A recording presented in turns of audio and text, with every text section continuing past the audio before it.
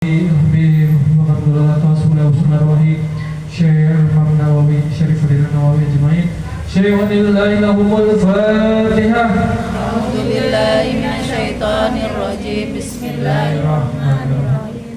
Alhamdulillahirabbil alamin arrahmanir rahim maliki yaumiddin iyyaka na'budu wa iyyaka nasta'in ihdinas siratal mustaqim siratal ladzina an'amta 'alaihim ghairil maghdubi 'alaihim waladdallin amin. Bismillahirrahmanirrahim. Bismillahirrahmanirrahim. Nawaitu ta'aluma wa ta'lima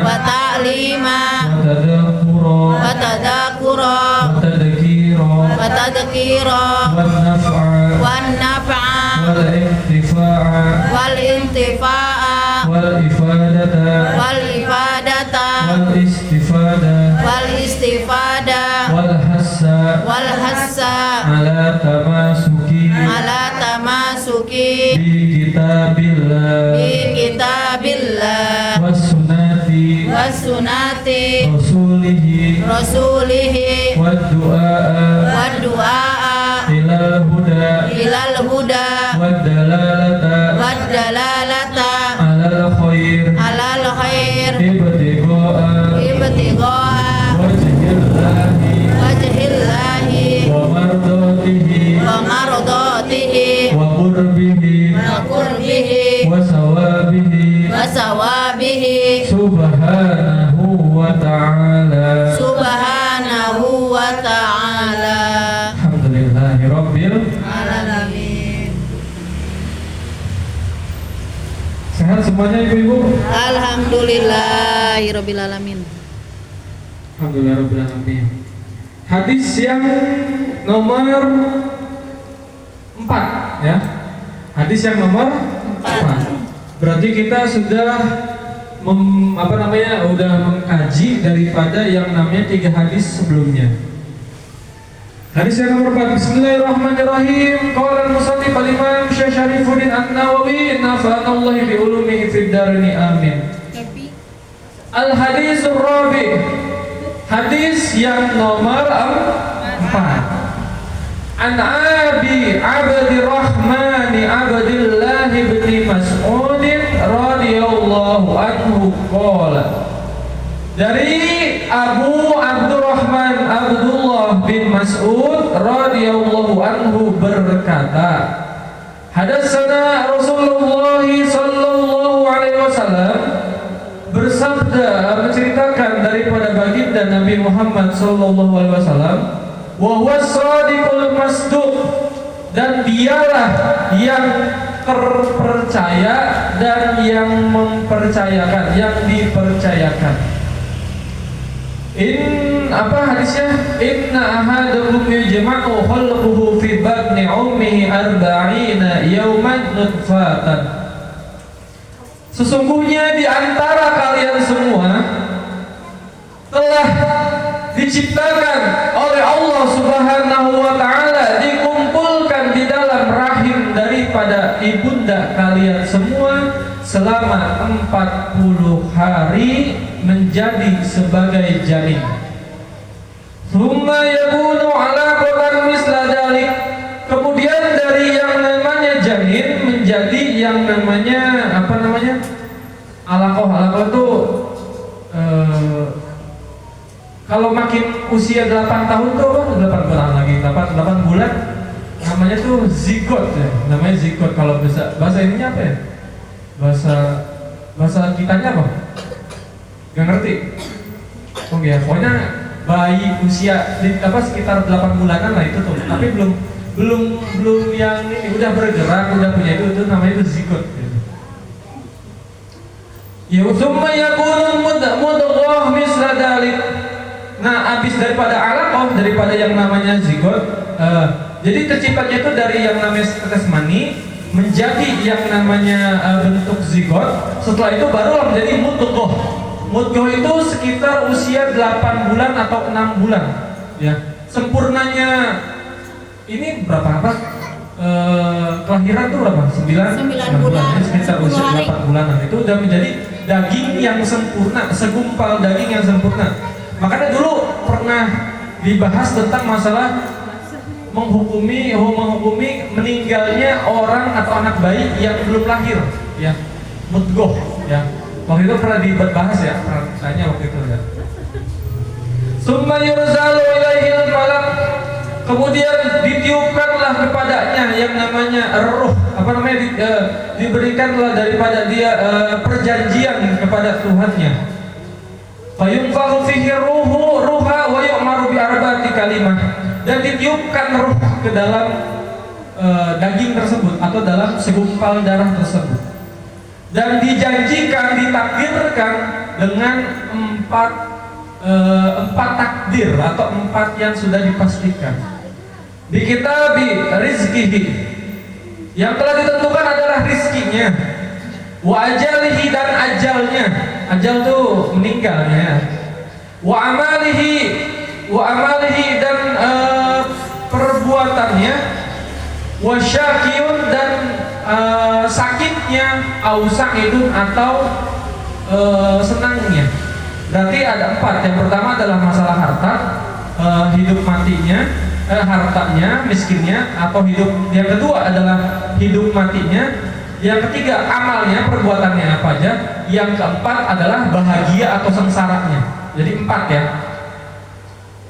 Wa wallahi ladzi la ilaha ghairuhu inna ahadukum la ya'malu bi amalin ahlil jannah hatta ma yakuna bainahu wa bainaha illa zira'un fayasbiqu alaihi alkitabu fayamalu bi amali ahli narin fayadkhuluha wa inna ahadakum la ya'malu bi amali ahli narin hatta ma yakuna bainahu wa bainaha illa zira'un fayasbiqu alaihi alkitabu fayamalu bi amali ahli jannah fayadkhuluha. Rawahu al-Bukhari wa Muslim. Sampai semuanya itu ditakdirkan oleh Allah Subhanahu wa taala. Ketika seseorang itu ditakdirkan masuk ke dalam surganya Allah Subhanahu wa taala dan dia mengamalkan amal-amal perbuatan daripada surga, sampai antara dirinya dengan surga itu jaraknya cuma 1 ziro atau cuma sejengkal. Antara dirinya dan surga itu jaraknya cuma 1 ziro atau beberapa jengkal, ya. Akan tetapi orang tersebut ternyata melakukan perbuatan ahlun neraka, sehingga orang tersebut akhirnya masuk ke dalam neraka. Ada pula seseorang yang telah ditakdirkan dan ditentukan oleh Allah Subhanahu wa taala, di mana dia akan memasuki daripada yang namanya neraka dikarenakan melakukan perbuatan ahli neraka. Tetapi pada akhirnya dia melakukan amalan-amalan yang amalan tersebut adalah amalan-amalan surga, maka dirinya meskipun antara dia dan neraka itu cuma 1 jengkal jaraknya, tapi di akhir dia melakukan perbuatan ahlul surga, maka dia dimasukkan ke dalam surganya Allah Subhanahu wa ta'ala. Jelas apa belum? Belum jelas. Hah? Jelas apa belum? Ini kita belum ngisi hadisnya nih, tapi udah setengah jam ini harusnya ada pertanyaan ini. Mau ada yang nanya? Mau ada yang nanya nggak katanya? Ada di luar itu kan? Di luar kepala. Di luar konteks ini. Di luar konteks. Oke, saya lanjutkan dulu aja mungkin ya. Di luar tema. Ini hadisnya panjang, tapi saya ringkas saja karena memang waktunya yang agak mepet. Intinya manusia itu diciptakan dari setetes mani sampai ke dalam rahim daripada seorang ibu yang membentuk menjadi zigot dan membentuk lagi menjadi segumpal daging dan membentuk lagi menjadi diri kita. Itu ketika di dalam alam perut, di dalam alam batin atau rahim. Rahim, ya, itu telah ditentukan, diisikan daripada yang namanya ruh, sampai akhirnya kita itu bisa yang namanya hidup. yang namanya bisa berkembang, yang namanya bisa berbicara, bisa ngomong, bisa minum segala macamnya, dan semuanya itu telah ditentukan daripada 4 perkara.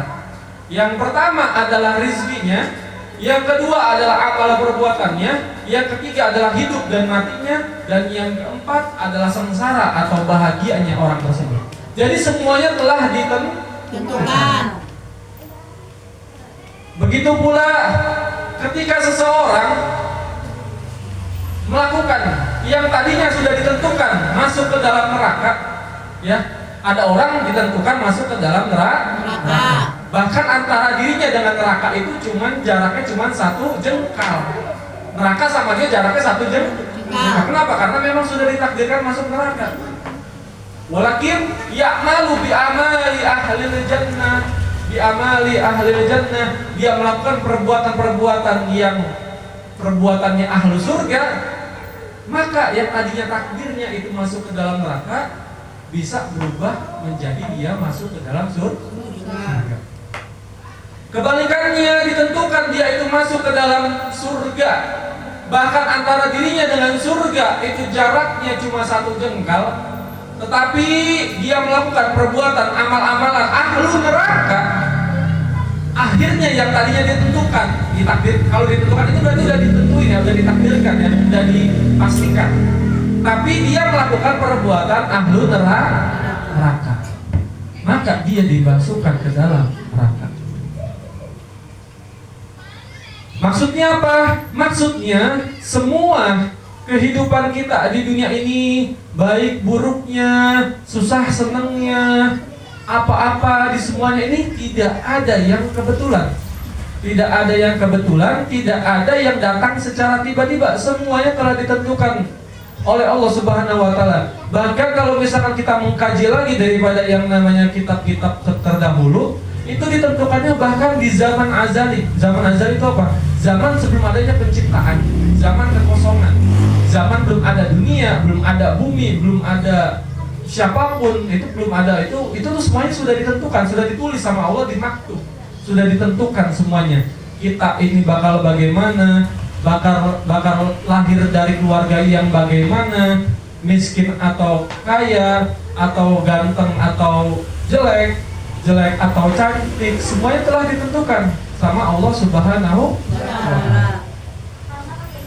Maka yang namanya takdir yang telah Allah berikan kepada kita, la yughayyiru ahadukum, tidak akan pernah bisa dirubah. Ya, takdir yang Allah berikan kepada diri kita tidak akan pernah bisa dirubah.